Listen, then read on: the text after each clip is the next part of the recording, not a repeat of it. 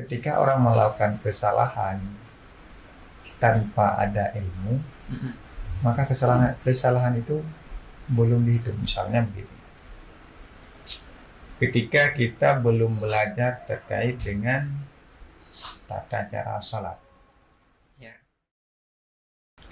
Assalamualaikum warahmatullahi wabarakatuh. Waalaikumsalam warahmatullahi wabarakatuh. Selamat datang kembali para pemirsa di rumah di acara bersama kita, Podcast Jamiah bersama santri membangun negeri menjadi pemuda Islam sejati. Pada kesempatan kali ini kita kembali berbincang, namun dengan tema yang berbeda. Kali ini kita mengangkat satu tema, yaitu Itqan Al-Quran dan Kitab Kuning. Nah, di sini kita belajar menguasai Al-Quran dengan baik dan juga Kitab Kuning secara mendalam.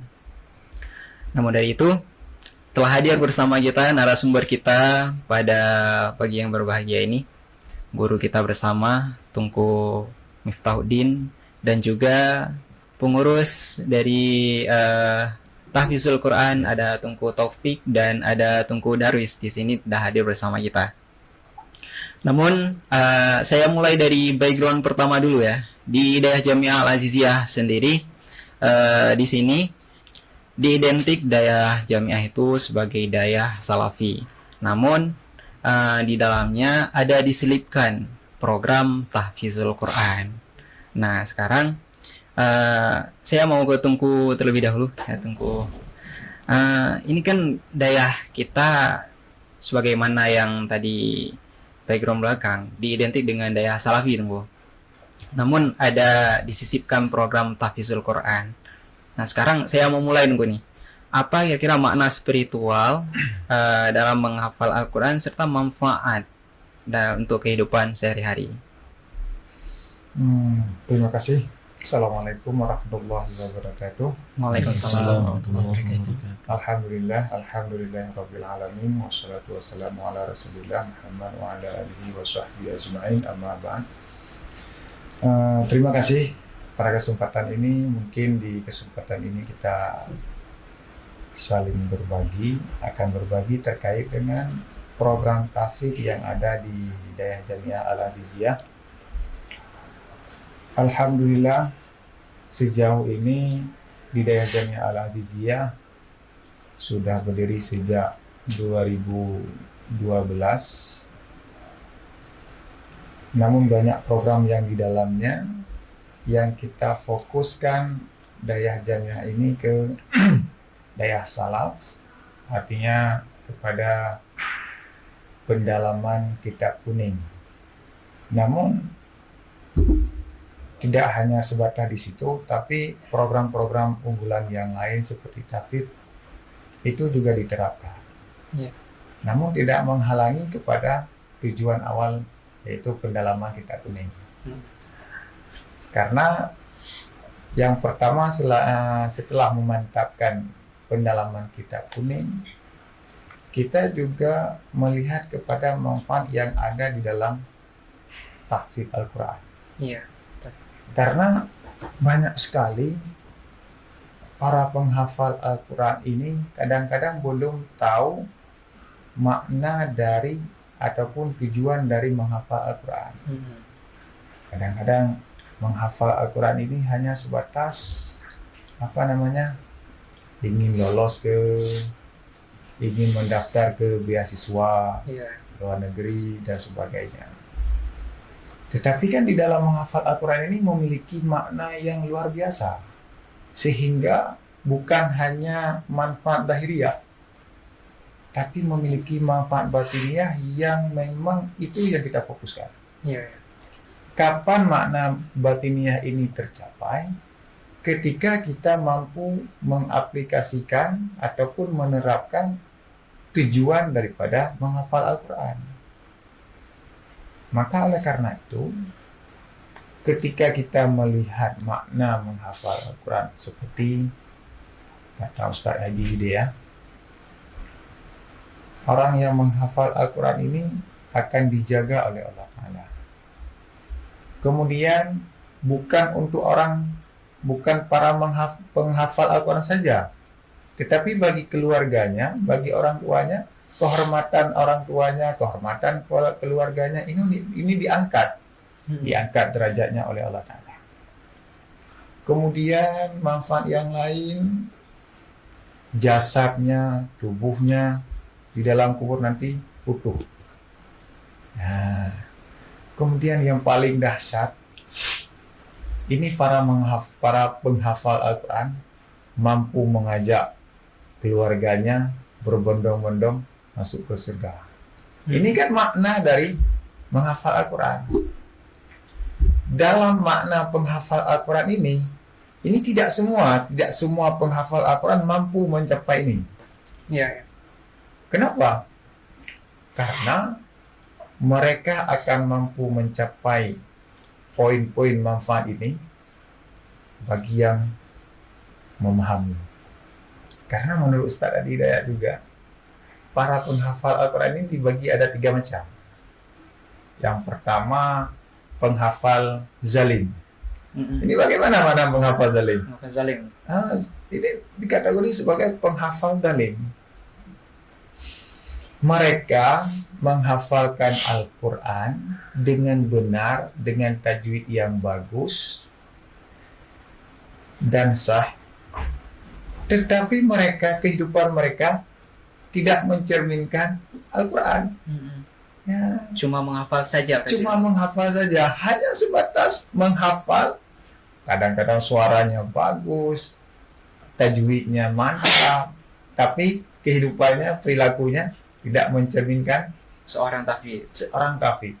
Ini termasuk dalam Orang-orang yang penghafal zalim.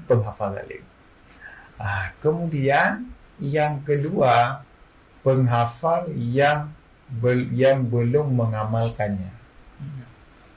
Ini menghafal Al-Quran. Penghafal ini hanya bertujuan untuk dahiriyah, seperti yang kita jelaskan di awal. Mereka, kenapa kamu mau menghafal Al-Quran? Saya ingin mau mencari program beasiswa ke Turki, yang syaratnya Harus hafal. harus ada tahfidz dan sebagainya lah. Dan saya mau masuk program ini, yang syaratnya ini tahfidz. Ini kan para penghafal Al-Quran yang belum mengamalkan. Yang ketiga, penghafal Al-Quran yang mampu mengamalkannya. Ini siapa mereka? Mereka yang mampu mengamal Al-Quran sesuai yang dihafalkannya. Maka hafalan ini bukan hanya tersimpan di kepala saja, tetapi bisa diaplikasikan di kehidupan sehari-hari. Inilah manfaatnya. Dari 3 jenis ataupun golongan penghafal Al-Quran, siapa yang mendapatkan 4 manfaat tadi, yaitu yang golongan ketiga. Terus seperti pertanyaannya tadi, ini kan daya yang diidentik dengan daya salaf yang memperdalamkan kitab kuning. Ini untuk apa? Karena agar mampu menjadi golongan jenis yang ketiga, agar mendapatkan manfaat yang 4 tadi. Maka begitulah. Sehingga bukan hanya tertuju pada tahfidz saja, tapi harus ada sinkronisasi. Jadi sempat Tengku menyebutkan kalau orang yang menghafal Al-Quran itu kelak di surga itu akan membawa orang-orang tuanya. Ya, betul. Itu maksudnya gimana Tengku? Apa yang golongan yang bagaimana ini Tengku? Ini golongan ataupun manfaat penghafal Al-Quran mampu mengajak keluarganya, orang tuanya berbondong-bondong ke surga. Ini mereka yang mampu mengaplikasikan di kehidupan sehari-harinya. Terus pertanyaannya, siapakah mereka? Ini kan siapa mereka penghafal Al-Quran yang mampu mengaplikasikan kehidupannya? Mereka yang mampu mengetahui makna dan keunggulan yang ada dalam hafalannya. Bukan hanya menghafal kalimat saja, lafaz saja, tetapi ketika mereka menghafal, tahu artinya, tahu maksudnya, tahu arah tujuannya dari isi Al-Quran tersebut, maka mereka akan mengaplikasikan.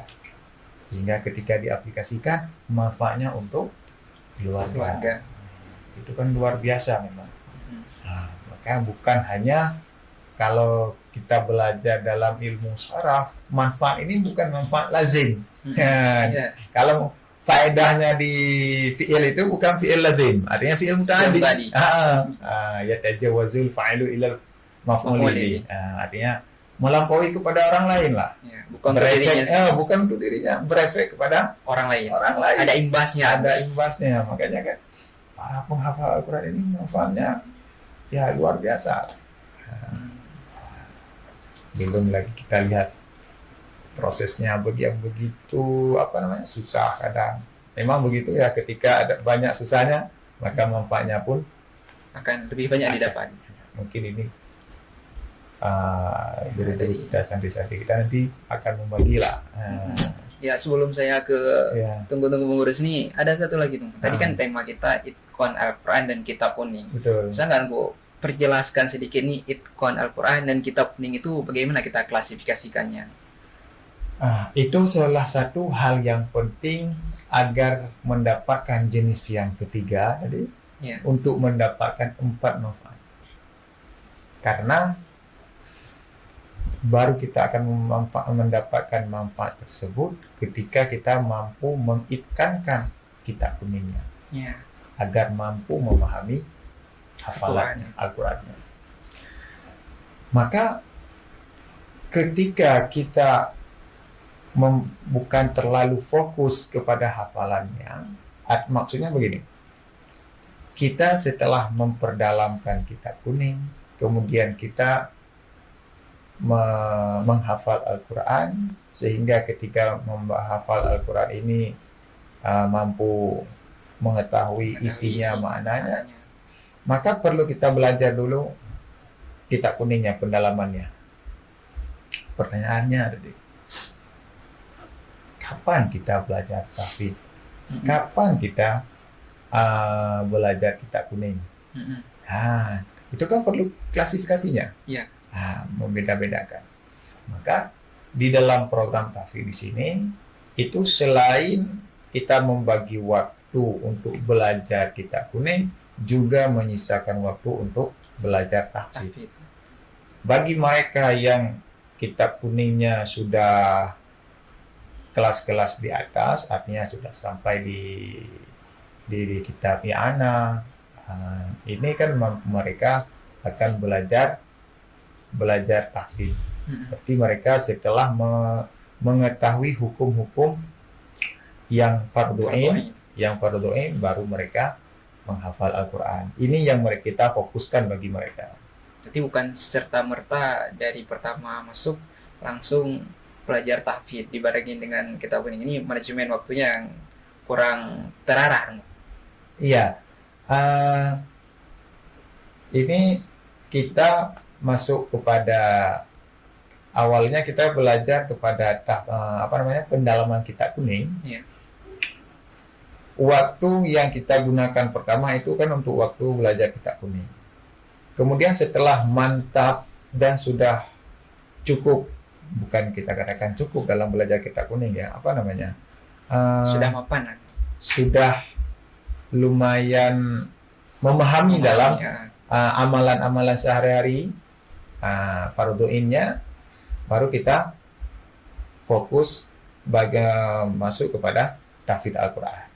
Namun kadang-kadang ada juga yang memang ada orang tua masuk santri kepada daya jamiah ini ingin tahfidz Al-Quran. Tetapi tidak menutup kemungkinan kita terima orang tersebut. Tetapi karena mereka keinginannya dalam tahfidz Al-Quran, kita terima, kita masuk dalam mabna, tetapi tetap kita harus bekali ilmu agama. Tetap kita harus bekali ilmu Kitab Kuningnya. Kadang-kadang kan bukan kita menyoroti lembaga yang lain, tidak menyalahkan lembaga yang lain. Kadang-kadang ada program khusus tahfidz 24 jam ataupun full kehidupannya itu untuk tahfidz. Tetapi kita bagi mereka yang berkeinginan mencari tahfidz, masuk ke lemah benar tahfidz, tetapi di belakangnya ataupun di waktu yang lain kita tetap bekali mereka ini dengan ilmu Kita kuning. kitab ini. Tetapi yang kita utamakan masuk ke situ, masuk kepada tahfidz mereka yang sudah mampu memahami kitab Kita kuning. kuning. Nah, tapi ingat, tidak menutup kemungkinan bagi mereka yang baru-baru masuk belum belajar memahami tahfidz. sama sekali kitab Kita kuning, kuning. Ingin tapi belajar tahfidz. orang tua pengen sekali masuk dalam, Anaknya harus tahfidz. harus tahfidz anaknya, maka tetap kita terima, tetapi agar anak ini mendapatkan manfaat yang tadi, kita bekali dengan Kita kuning yang mau. kitab kuning yang manfaat. Misalnya kan pengguna waktunya itu subuh itu belajar tahfidz, kemudian duhurnya belajar tahfidz, kemudian malamnya itu fokus kepada pendalaman kitab kuning. Kemudian ibadah yang lain ini tetap berjalan seperti biasa. Gitu. Oke, baik Tunggu. Nih sekarang saya mau ke Tunggu Darwis nih, selaku pengurus tim Taufik dan juga Tunggu Taufik. Tunggu Darwis terlebih dahulu. Nih Tunggu ya kan, tadi sebagaimana telah guru kita jelaskan. Ini sekarang apa ini yang memotivasi Tunggu Darwis untuk mengajar Taufik di Daya Jamiah? Baik, terima kasih. Adapun hal yang menyebabkan saya termotivasi dalam mengajar dan belajar Al-Quran, itu dikarenakan ada sebuah hadis Nabi yang berbunyi, A'udzubillahi minasyaitonirrajim, khairukum man ta'allama al-Quran wa 'allama. Sebaik-baik kalian adalah orang yang belajar Al-Quran dan mengajarkannya. Jadi hadis ini memberikan pemahaman kepada kita bahwasannya dengan kita cinta kepada Al-Quran dan kita dekat kepada Al-Quran akan merupakan sebuah sarana atau jalan bagi kita untuk menuju kemuliaan dari Allah Subhanahu wa Ta'ala. Sehingga mengapa demikian? Dikarenakan setiap ayat yang kita baca, yang kita hafal, yang kita ajarkan akan menjadi lipat ganda pahalanya dari Allah Subhanahu wa Ta'ala. Sehingga orang yang belajar dan mengajarkan Al-Quran akan mendapatkan kemuliaan, yang mana kemuliaan tersebut menjadikan hidupnya bahagia di dunia dan di akhirat. Hal inilah yang membuat saya termotivasi untuk selalu belajar dan mengajar Al-Quran. Berarti sebelum ini Tunggu Darwis juga ada pengalaman Tunggu Darwis dalam peranan tahfidz sebelum ke Daya Jamiah. Dahulu saya sebagai seorang santri. Di sini alhamdulillah diberikan kepercayaan sebagai muhafidz untuk memberikan ilmu yang saya miliki. Pengalamannya sudah banyak Tunggu Darwis. Bisa dibilang seperti itulah. Kalau Tunggu Taufik sendiri, Tunggu pengalaman dalam mengajar tahfidz khususnya di Daya Jamiah atau sebelum masuk ke Daya Jamiah itu gimana? Jadi alhamdulillah, kalau dari saya, kalau sebelum masuk Daya Jamiah nih juga ngajar di tahfidz di luar. Jadi kalau ceritanya kalau jadi muhafidz di daerah pesantren khusus tahfidz, mulanya karena saya sering ikut ERI. Jadi di acara ERI setiap bulan Ramadan kan dia ada acara, baik acara tahfidz. Jadi setiap tahun, setiap bulan Ramadan saya ikut ERI. Diadakan hafalan 15 juz. Jadi dari sana kan pas ikut sering karena dah sering ikut acara perlombaan, ketemulah ini pimpinan dayah tahfidz di Lok Semangi. Jadi dari kalau saya Abia dipanggil. Jadi oleh Abia tersebut kan, dan dari backgroundnya kenal saya dari sering ikut lomba. Jadi dari sana oleh beliau mintalah jadi dewan guru di dayah beliau. Karena pertimbangan dari kepercayaan beliau, karena ini kan saya dah capek-capek dari dulu mau hafal Al-Quran hingga dengan banyak jenuh, banyak itu kesusahan yang saya hadapi, kan mubazir kalau gak ngajar ke orang lain. Jadi dari sana saya terima. Ilmunya ya. Ya betul. Jadi kalau ngajar di luar, alhamdulillah dah 3 tahun.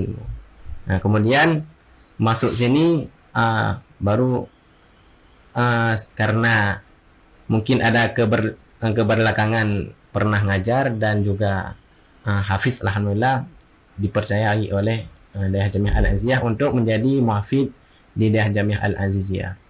Kalau untuk pengalaman tentang mengajar yang saya terapkan, yang pertama tentang metode talaki. Nah, jadi kan kalau metode talaki dia yang secara langsung setoran dari si murid kepada si muhafid langsung. Jadi kenapa kemudian si muhafid ini kan tadi metode talaki si murid ini langsung setoran hafalannya kepada muhafid. Jadi tujuannya supaya muhafid ini dia ketika store si murid ini langsung itu kalau ada kesalahan. Jadi pada si muhafid yang wajib harus ada pensil. Kan banyak kan si murid ini ketika menghafal pasti ada salah. Misalnya kan banyak yang ayat-ayat yang serupa kan, misalnya wamallahu bighafilin amma ta'malun. Kadang-kadang ada ayat wamallahu bighafilin amma ya'malun, dan banyak lagi ada seperti ya Bani Isra. Jadi dari hal tersebut kebanyakan seorang penghafal Quran ketika menghafal pasti ada kesilapan. Maka dari demikian program ataupun metode talaki memang sangat dianjurkan untuk mengajar dan belajar. Jadi dari hal tersebut ketika saya jadi muhafid di Daerah Jamiah Al-Aziziyah, metode ini yang saya terapkan untuk Pusat Pendidikan Tahfizul Quran Daerah Jamiah Al-Aziziyah. Nanti kalau selain dari metode yang talaki, tadi metode talaki ya, ada metode lain yang biasanya digunakan. Kalau memang itu pilihan yang paling efektif untuk memulai proses tahfizul Quran. Ya.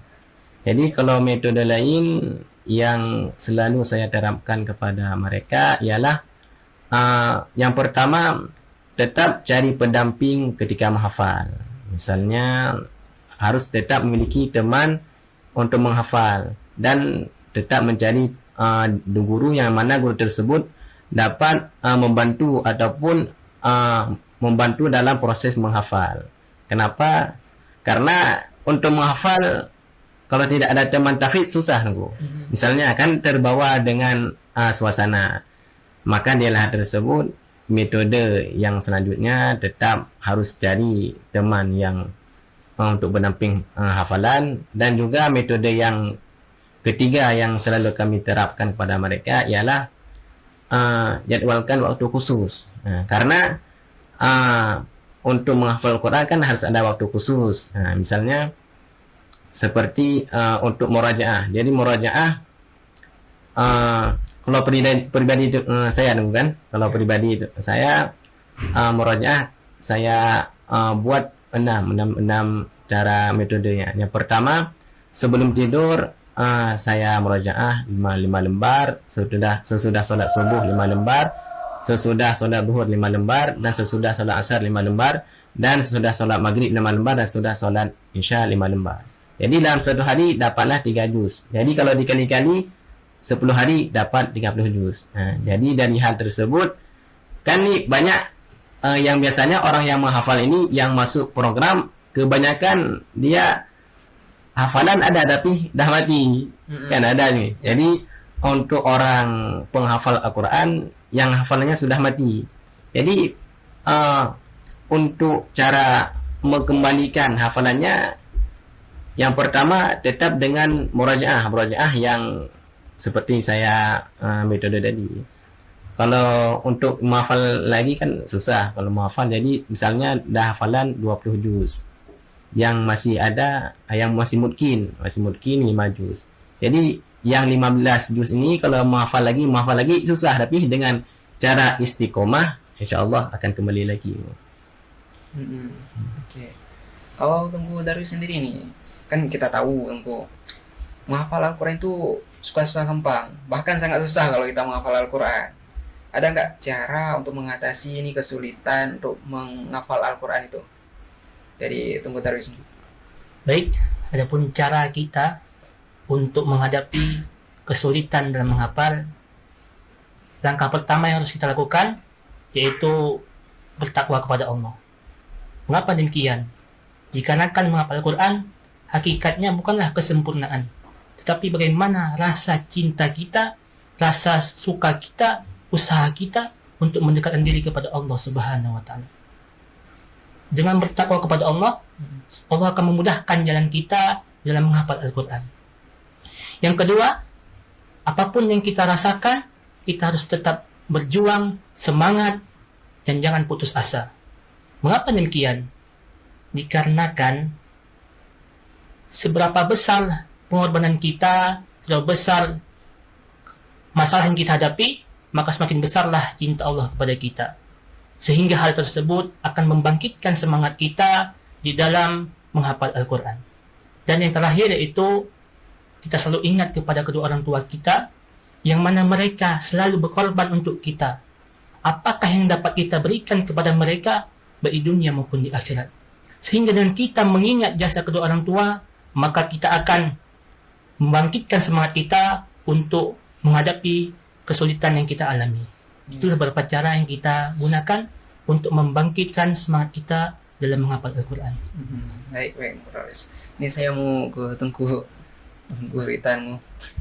Ini kan sebagaimana yang orang Tengku ini jelaskan tadi, kita tahu bahwa menghafal Al-Quran itu sulit. Nah, sekarang itu kan cara untuk kita mengatasi ini ketika ada satu statement, ada satu pemahaman di kalangan orang berpemahaman bahwa kalau misalnya kita menghafal Al-Quran terus lupa dari hafalan yang kita hafal, itu kita akan berdosa, Nunggu. Itu bagaimana, Nunggu, cara untuk kita pahami satu statement itu, Nunggu, sehingga membuat orang yang tadinya mau menghafal Al-Quran takut, ya udahlah, saya nggak mau mulai untuk menghafal Al-Quran karena takutnya nanti hafalan yang telah saya hafal misalnya 2 juz hilang, nanti takutnya berdosa. Itu gimana? Terkait dengan statement itu, saya pernah dengar statement yang serupa.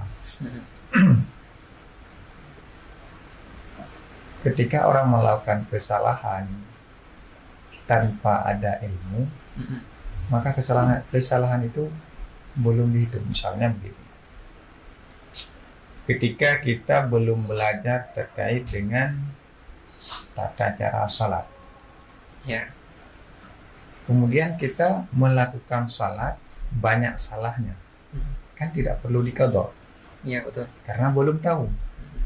Sehingga orang beranggapan begini, saya nggak mau belajar lah. Kenapa? Takutnya nanti kalau sudah tahu rumit cara mengamalkan. Makanya. Berarti ketika kita sudah tahu, sudah ada ilmunya, maka untuk mengamalkannya ini sulit. Berarti mereka itu tidak mau belajar. Itu salah juga. Malahan ada konsekuensi yang lain, ada statement yang lain. Meninggalkan tarkut ta'allum kabira. Meninggalkan belajar itu dosa besar. Terkait dengan statement yang tadi, saya nggak mau menghafal. Kenapa? Karena ketika saya menghafal kemudian lupa, itu menjadi dosa besar. Maka statement itu statement bagi mereka yang orang malas, ataupun orang yang takut sukses. Ya. Kapan mereka sukses? Ketika mereka mampu berhadapan dengan kegagalan. Ketika mereka masih takut dengan namanya kegagalan, maka mereka tidak bakalan ada suksesnya. Ya. Maka statement itu statement syaitan. Ada ini. Itu kan satu sifat was-was. Ya. Sifat was-was itu sifatnya syaitan, sifatnya iblis. Itu yang dibisi oleh iblis. Nggak usah menghafal. Nanti kalau hafalannya lupa gimana? Kan itu statementnya. Dosa. Itu statement iblis itu. Saya katakan statement iblis. Karena itu kan faktor apa namanya ya untuk menghambat kesuksesan seseorang yang dikarenakan oleh was-was, dan was-was itu merupakan sifat yang sifatnya iblis. Kemudian saya pernah dengar cerita begini, ada satu berita waktu itu di Padang Tinggi itu terjadi kecelakaan. Terjadi kecelakaan, tertabrak pengendara motor oleh apa namanya itu mobil besar itu apa? Fuso ya? Fuso. Mobil Fuso. Kemudian si pengendara motor ini tergilas sama mobil ini, kepalanya tergilas apa namanya sama bannya. Terus kepala orang ini, pengendara ini, walaupun tergilas sama mobil, kan apa namanya mobil Fuso itu kan besar, berat lagi. Berat, pasti pecah kepalanya. Ya. Tapi kepala anak ini tidak pecah. 2 hari kemudian, ceritanya Cik punya Cik cari tahu, ternyata anak ini David. Ternyata anak ini menghafal Al-Quran. Ini kan manfaat yang luar biasa. Ya. Yang mungkin orang tidak sadar. Ini manfaat yang luar biasa. Mungkin orang ini termasuk dalam golongan yang ketiga. Ya. Artinya bukan hafal dalil ya. Ya. Artinya menghafalkannya. Dan dapat manfaat yang tadi. Kita kan dengan mata kepala orang melihat bahwa kepala anak ini walaupun dia tergiling sama mobil, tapi kepalanya tidak pecah. Ini kan manfaat yang luar biasa. Ya. Sehingga ketika kita melihat manfaat ini, terus manfaat yang kita jelaskan di awal terkait dengan kita mampu mengajak orang tua keluarganya untuk masuk surga. Ya. Ketika kita melihat kepada manfaat ini, maka statement yang tadi, kalau kita benar-benar memikirkan, ini nggak ada apa-apanya statement yang tadi. Ya. Maka kalau statement itu secara kesimpulan saya ambil statement itu statement iblis. Berarti kalau ada statement yang bilang ngapain kuliah, ngapain pergi ngaji, tunggu udah ada orang lain. Ngapain kuliah, guru udah ada orang lain. Ya profesinya EU aja tuh. Ya, itu kan statement bagi mereka yang tidak mampu, tidak ingin susah. Siapa mereka yang tidak ingin susah? Mereka yang calon-calon gagal. Ya. Bisa dikatakan. Gak mau untuk menggapai kesuksesannya. Ya, karena tidak ada yang namanya sukses tanpa ada pengorbanan. Sehingga waktu saya di Jawa pernah orang bilang, tidak ada yang namanya kiai belum pernah menjalani dia sebagai santri. Ya, maka sifatnya seorang santri ini adalah kedudukan paling mulia. Kenapa? Karena menjadi wasilah bagi jadi kiai. Tidak ada kiai yang tidak pernah jadi santri. Kalau ada kiai belum jadi santri, belum pernah jadi santri, ini bukan kiai asli, tapi kiai bodong lah bisa dikatakan. Ya. Baik, saya mau ke Tungku Darwis nih, Tungku.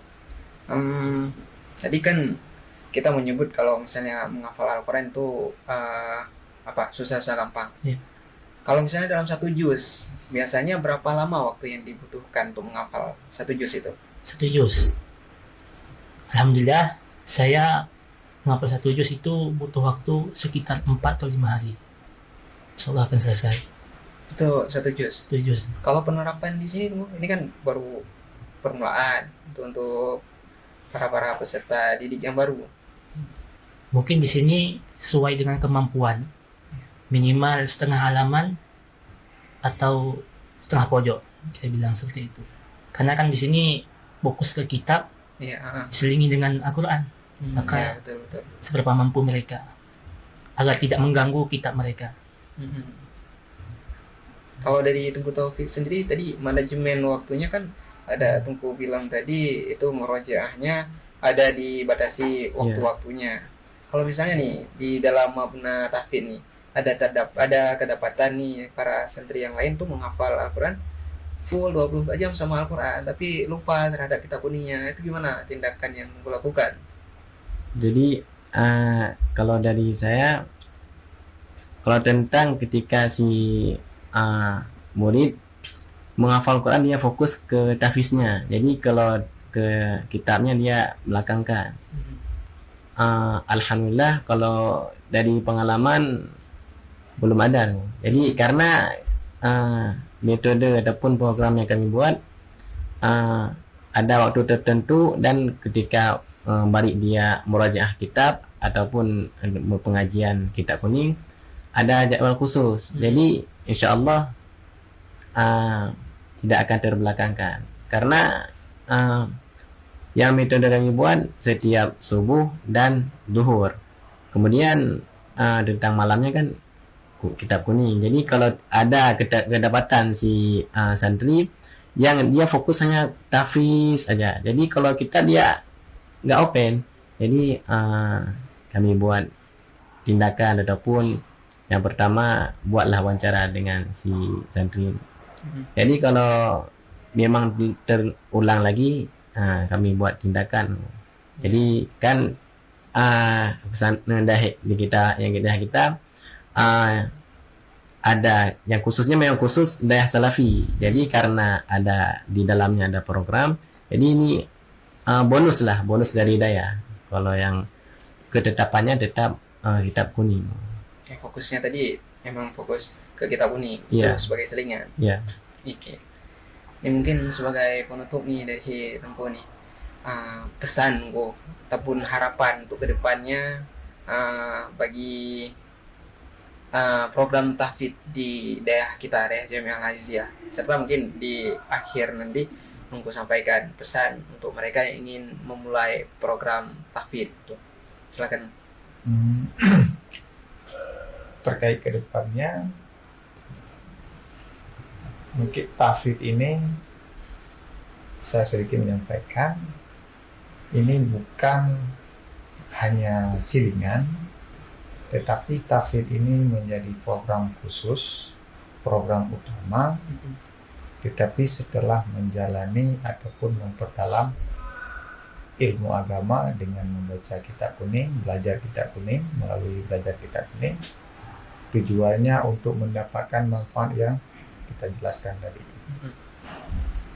Maka tahfidz Al-Quran ini untuk meningkatkan dan memperluas manfaat untuk orang lain, untuk keluarga, untuk diri kita, mengaplikasikan. Ini adalah manfaatnya. Kemudian harapannya kepada para santri, kepada para penghafal Al-Quran yang baru mulai, ketika kalian mau belajar tahfidz, cobalah dengan memperdalam ilmu agama dulu, agar tahfidz kalian ataupun agar hafalan kalian tidak sia-sia, ataupun agar hafalan kalian tidak menjadi golongan yang pertama. Tapi cobalah jadi para penghafal Al-Quran yang menjadi golongan yang ketiga, yaitu penghafal Al-Quran yang mampu mengamalkannya. Bagaimana cara mampu mengamalkannya? Dengan belajar memperdalam ilmu agama ataupun belajar kitab kuning dan sebagainya. Kemudian terus semangat, karena dalam menghafal Al-Quran memiliki manfaat yang luar biasa, yang bukan hanya untuk diri kita, yang bukan hanya untuk orang tua saja, tetapi juga meliputi kepada seluruh keluarganya. Bukan hanya manfaat di dunia saja, tetapi bisa menjadi jembatan yang membawa orang tua, mengajak orang tua menuju surga. Maka itu ketika kita lihat manfaat itu luar biasa. Ya, termotivasi kita. Termotivasi. Nah, manfaatnya bukan hanya kebanggaan di dunia. Kalau kebanggaan dunia seperti mudah prosesnya masuk beasiswa dan sebagainya, itu bonus. Yang tujuan utama yang tadi di akhirat. Tapi tetap menjadi golongan yang ketiga. Jangan sampai menjadi menghafal Al-Quran di golongan pertama. Pokoknya kitab kuningnya jangan sampai ketinggalan. Ketika ketinggalan, jadilah golongan yang pertama, yaitu menghafal yang solim. Cuma bisa menghafal saja, tapi tidak menerapkan tidak bisa mengaplikasikan. Kenapa? kehidupan sehari-hari. Tidak mampu, tidak memahami isinya. Mm-mm. Sama halnya seperti penghafal Al-Quran bagi mereka yang baru umur 3 tahun. Ya. Mereka baru 3 tahun kadang-kadang udah ada 2 juz, 3 juz. Bukan kita meremehkan. Bagus bagi mereka. Sangat-sangat bagus. Tetapi alangkah lebih bagusnya itu ketika kita mampu memaknai isi Al-Quran agar bisa diterapkan. Ya. Gitu. Terakhir mungkin Bu, ada satu kata-kata sebagai motivasi penutup Bu, buat santri-santri ataupun teman-teman pemirsa di sana di rumah. Silakan. Mungkin kata-kata dari saya, terus semangat mencari kesuksesan, terus semangat mencari keridhaan, terus semangat mencari doa dari guru-guru kita dengan belajar, dan menerapkan ilmu agama. Dan satu lagi, yaitu dengan menyebarkan ilmu agama. Seperti yang disampaikan tadi. Al-ilmu, wal-amal, wal-nasru. 3 itu merupakan komponen perkara yang sempurna bagi mereka yang mampu menerapkannya. Intinya, semangat belajar, semangat mengamalkan, dan semangat menyebarkan ilmu agamanya. Mungkin itu pesan dari saya. Ya, terima kasih guru kita dan juga tunggu-tunggu sekalian yang telah berhadir di acara podcast kita kali ini. Mungkin kita akan berjumpa lagi berbincang-bincang di acara podcast selanjutnya.